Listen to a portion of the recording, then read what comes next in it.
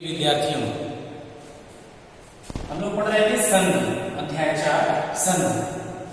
पिछली वीडियो में हमने पढ़ा था कि संधि का क्या अर्थ होता है, जैसे मेल या जोड़ मैंने बताया था, संधि की परिभाषा और संधि के भेद। संधि के भेद भी मैंने बताया था कि इसके मुख्य 3 भेद हैं, जिसमें से आज हम पहला पढ़ेंगे स्वर संधि।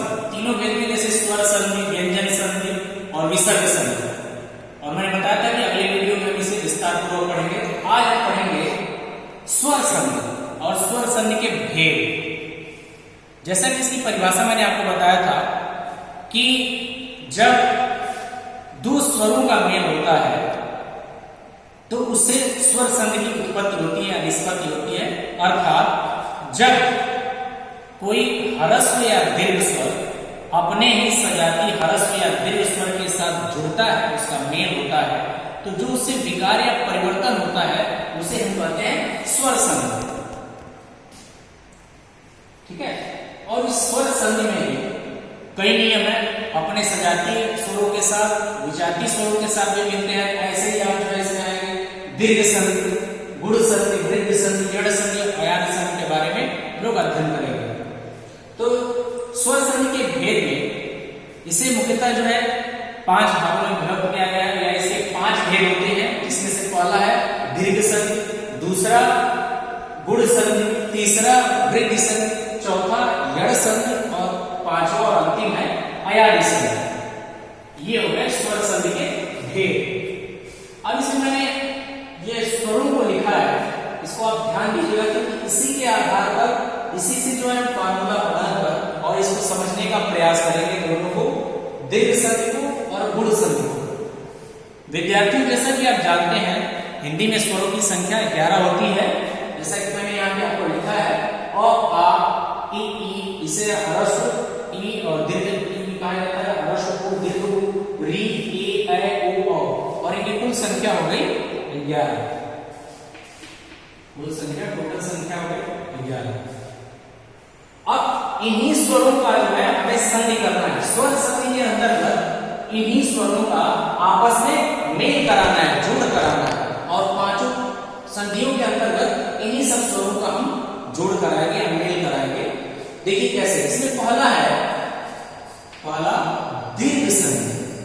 दीर्घ संधि, दीर्घ संधि में इसकी परिभाषा होती है, या इसका एक फार्मूला होता है। फार्मूला में मैंने नीचे लिखा हुआ है कि जब ह्रस्व या दीर्घ, यानी जब ह्रस्व या दीर्घ दोनों में, इसके ह्रस्व या दीर्घ, इसके ह्रस्व या दीर्घ, या ये ह्रस्व या दीर्घ, या री के भी ह्रस्व या दीर्घ, बड़े या छोटे, ठीक है। जब ह्रस्व या दीर्घ और ई ऊ के बाद ह्रस्व या दीर्घ और ई ऊ यानी पुनः वही आते हैं, तो फिर दोनों का क्या होता है, दीर्घ हो जाता है। दीर्घ यानी बड़ा, बड़ा हो जाता है। आ, दीर्घ ई और दीर्घ ऊ हो जाता है। कैसे हो जाता है, मैंने फार्मूला यहाँ बना के लिखा है ताकि आपको समझने में आसानी हो। इसी परिभाषा को मैंने एक लाइन में लिखा है, ध्यान दीजिएगा कैसे। मैंने परिभाषा लिखा था कि जब अ या आ यानी ह्रस्व अ, दीर्घ अ, आ के बाद यानी यही पुनः आता है, ह्रस्व या दीर्घ है, तो इन दोनों का जब मेल होगा, इसमें 4 मेल होंगे, 2 इसके 2 इसके, तो दोनों का आ हो जाता है, उसका दीर्घ हो जाता है। अब देखिए यहाँ पे देव धन आलय बराबर देवालय। देव अ, यहाँ वो में अ है, अ और आ का मेल हो रहा है, तो यहाँ पे क्या मिलता है, आ, वा, यानी देवालय। तो अ और आ मिलने के बाद से क्या हो जा रहा है, आ हो जा रहा है, दोनों का दीर्घ हो जा रहा है, आ हो जा रहा है। उसी प्रकार यदि आ और आ मिले, मैंने एक उदाहरण लिया जैसे विद्या, आ, यहाँ आ हो जाएगा और आलय, आ, इन दोनों का मेल जब हम कराएंगे तो आ हो जाता है।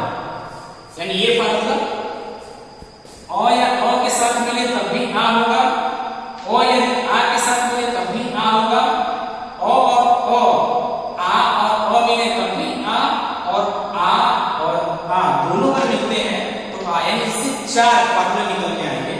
ये दोनों हो जाएगा। बहुत ध्यान से समझिएगा, इसे थोड़ा समझने की आवश्यकता है। इसी प्रकार इन स्वरों को लीजिए, ह्रस्व या दीर्घ ई के बाद यदि कोई ह्रस्व या दीर्घ ई आता है, यानी दोनों का मेल होता है, तो उसका दीर्घ हो जाएगा, उसका बड़ा वाला हो जाएगा, बड़ी ई हो जाएगा।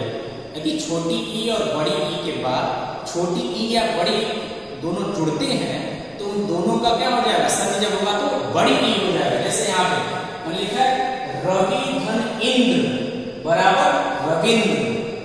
रवि छोटी ई और बड़ी ई यानी ह्रस्व ई और ये भी ह्रस्व ई, सॉरी दोनों ह्रस्व ई जब मिल रहे हैं तो ये दीर्घ हो जाएगा। देखिए यहाँ पे रविंद्र ये वाली ई है बड़ी ई, यानी जिसे हम दीर्घ पढ़ते हैं, दीर्घ हो जा रहा है, यानी दोनों का दीर्घ हो जा रहा है। रजनी धन ईस, यहाँ बड़ी ई यानी दीर्घ ई और दीर्घ ई जब ये दोनों मिल रहे हैं, दोनों की जब संधि हो रही है तो यहाँ पर दोनों का दीर्घ हो जा रहा है, तो यहाँ भी ये हो गया। उसी प्रकार ऊ का ह्रस्व और दीर्घ ऊ के बाद जब ह्रस्व या दीर्घ ऊ आते हैं तो दोनों का ऊ हो जाता है। कैसे, देखिए भान ह्रस्व ऊ उदय, ह्रस्व ऊ और दोनों का क्या हो जा रहा है, भान उदय, दोनों की जब संधि हो रही है तो बड़ा हो जाएगा, दीर्घ ऊ हो जा रहा है यहाँ पर। ठीक उसी प्रकार वधूधर उर्मी, दीर्घ ऊ दीर्घ ऊ दोनों मिलकर दीर्घ हो जा रहा है।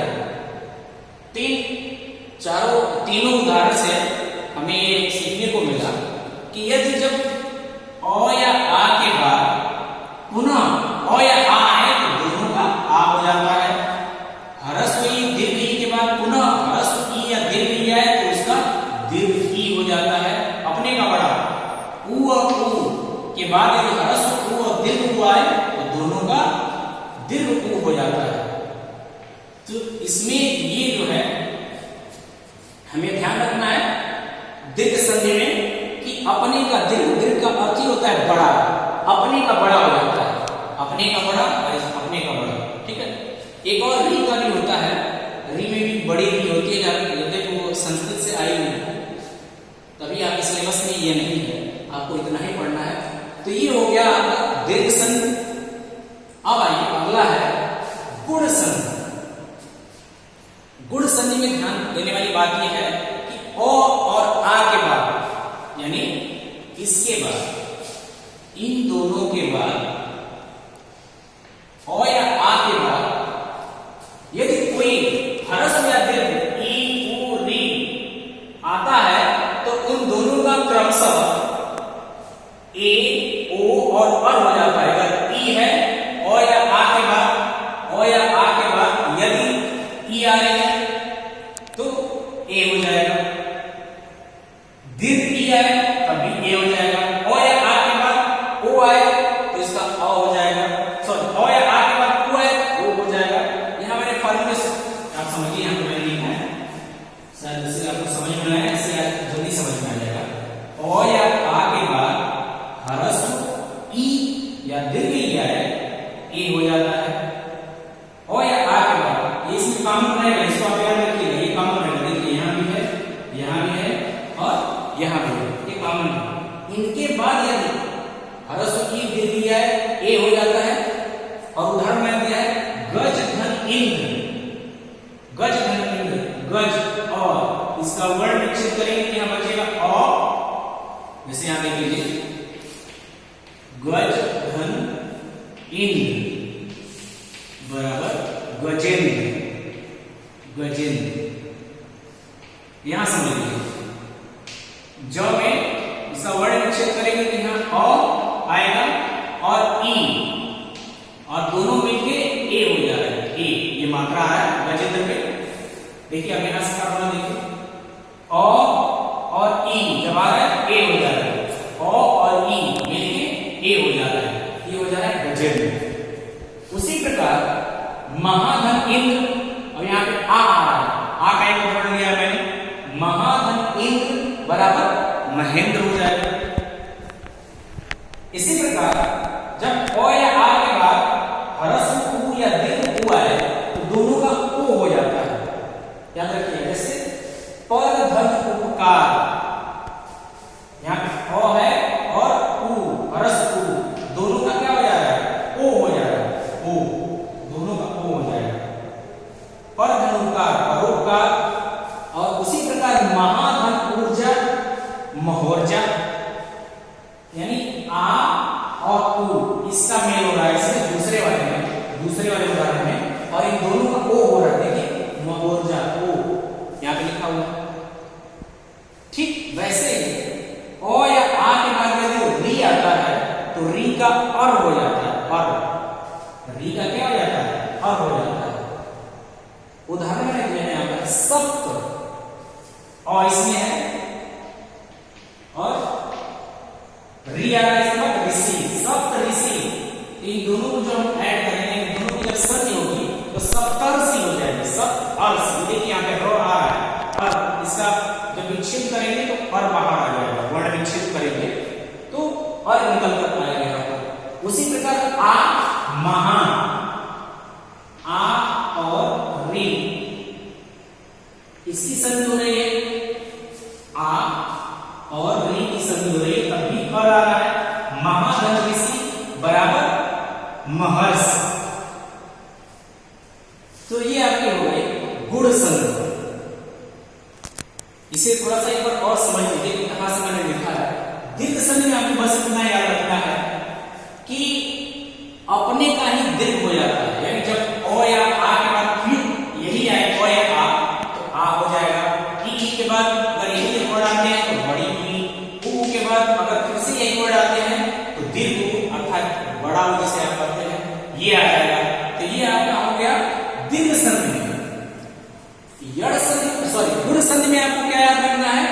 ओ या आ के बाद यदि ये दोनों आए या फिर ये दोनों आए और ये आए तो क्या होगा? देखिए ध्यान दीजिए, इसलिए मैंने इसको लिखा है ताकि आपको समझने में आसानी हो। और इस संधि में, गुण संधि में ओ या आ के बाद इन दोनों में से कोई आता है, ठीक है, तो उसका ए हो जाता है। देखिए यहां पे मैंने लिखा ए हो जाता है। और ओ या आ के बाद अगर ये दोनों आते हैं, दोनों में से कोई आते हैं तो इसका ओ हो जाता है। और ओ या आ के बाद यदि री आता है तो इसका अर हो जाता है, अर हो जाता है। तो ये रहा आपका जो है स्वर संधि। और स्वर संधि में दीर्घ संधि के बारे में और यड़ संधि के बारे में पढ़ा। इसे एक बार दो बार जरूर देखिएगा ताकि आपको समझ में आ जाए। आज के लिए इतना ही, धन्यवाद।